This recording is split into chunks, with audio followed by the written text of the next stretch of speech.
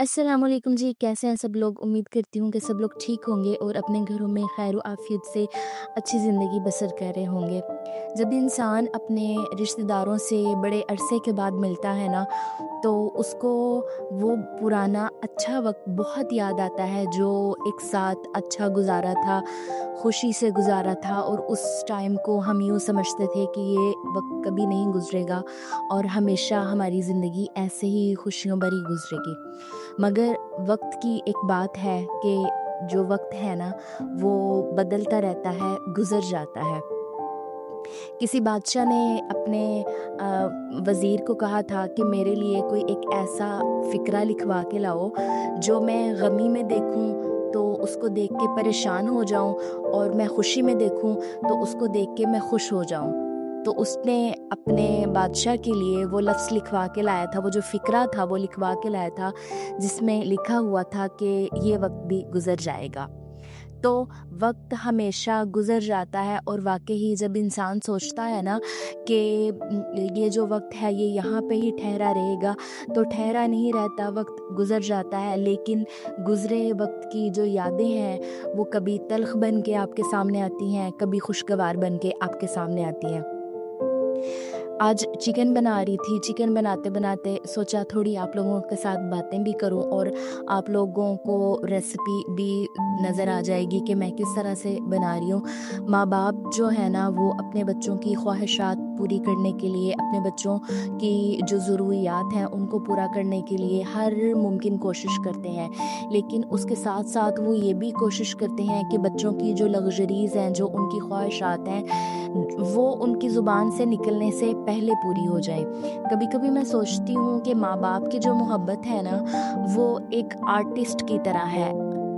अगर कोई लोग उस पे इत्तेफ़ाक नहीं करेंगे तो भी चलेगा, क्योंकि ये मेरी अपनी सोच है। मुझे यूँ लगता है कि जैसे एक फ़नकार अपने किसी शाहकार को तैयार करने के लिए उसमें सारे रंग भरता है, अपनी ज़ात की सारी क्वालिटीज़ उसमें डालने की कोशिश करता है और उसकी हर चीज़ को नहायत बारीकी के साथ देखता है और उसकी हर ख़ामी को दूर करने की हर इम्कान तक कोशिश करता है कि उसमें देखने वाले को कोई ख़ामी नज़र ना आए। और ये मेरा जो शाहकार है, इसको जब कोई देखे तो उसको यूँ लगे कि बस इससे आगे कुछ नहीं बन सकता था। ये कमाल हो गया, ये बहुत अच्छी चीज़ बन गई, इससे आगे की कोई चीज़ नहीं है।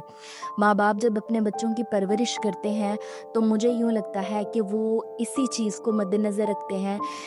आपने नोटिस किया होगा कि जब छोटा बच्चा होता है ना, तो उसको कोई पोएम पढ़नी आती है तो माँ-बाप हमेशा, कोई मेहमान आता है तो उसको कहते हैं उसको पढ़ के सुनाओ। कोई बच्चा तिलावत सीखता है तो मेहमानों के सामने माँ-बाप कहेंगे कि इसको पढ़ के सुनाओ।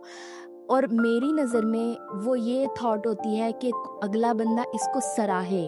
माँ-बाप की तरबियत को सराहे, माँ-बाप को सराहे और उनको बताए कि हाँ, जो आप लोग इसकी तरबियत कर रहे हो, जो आप इसे बना रहे हो, वो दुनिया के लिए एक बहुत खूबसूरत चीज़ है और उसको सराहा जाना चाहिए और उसकी तारीफ़ की जानी चाहिए। इस तरह माँ-बाप की जो अपनी सेल्फ़ एस्टीम होती है वो भी फुलफ़िल हो जाती है, उसकी नीड भी ख़त्म हो जाती है और उनको ये भी बड़ी खुशी महसूस होती है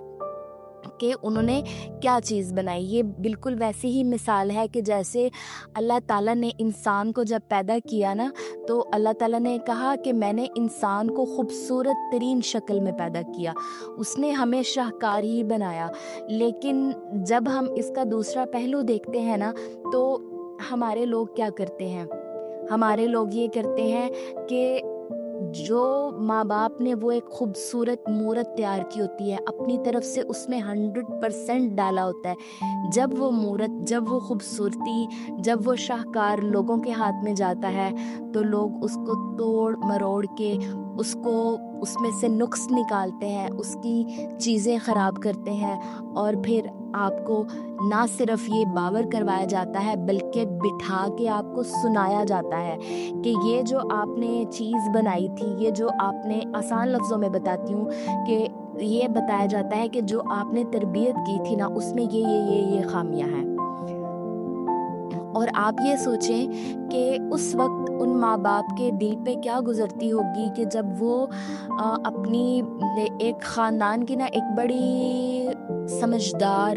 گھر کو چلانے والی جو لڑکی ہوتی ہے نا، وہ اچانک سے سسرال میں جاتی ہے اور وہ بے وقوف اور ڈفر بن جاتی ہے۔ تو